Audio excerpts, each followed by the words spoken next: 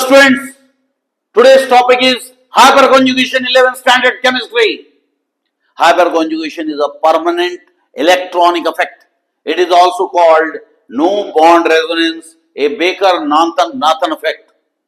Okay, it stabilizes carbocation, alkene and the free radical.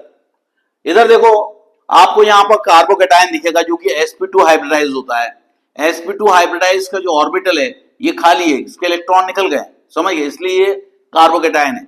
इसके जो दो इलेक्ट्रॉन है हाइड्रोजन छोड़ देता है और यहाँ पर जाते हैं, इसको बोलते हैं अल्फा हाइड्रोजन, क्योंकि इस कार्बन को बोलते हैं अल्फा कार्बन. अल्फा हाइड्रोजन होना जरूरी है हाइपर कॉन्जुगेशन के लिए. इन दोनों के बीच में इंटरेक्शन होता है और डबल बॉन्ड आ जाता है, तो डबल बॉन्ड की शिफ्टिंग हो जाती है. वही काम होता है हाइपर कॉन्जुगेशन में, delocalization of the pi electron. It is called no bond resonance और Baker-Nathan effect.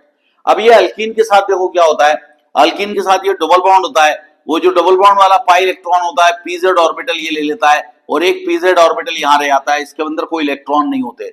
यहाँ से हाइड्रोजन अपना इलेक्ट्रॉन पेयर डोनेट करके चले जाता है और ये अल्फा हाइड्रोजन निकल चुका रहता है. इन दोनों के बीच में इंटरेक्शन होता है और डबल बॉन्ड यहाँ लग जाता है और ये दो इलेक्ट्रॉन यहाँ चले जाते हैं, यहाँ पे जाते हैं और इस तरह से आप देखेंगे इलेक्ट्रॉन का डीलोकलाइजेशन हो जाता है. तो जो सिग्मा इलेक्ट्रॉन है और जो पाई इलेक्ट्रॉन है उनके बीच में इंटरेक्शन होता है.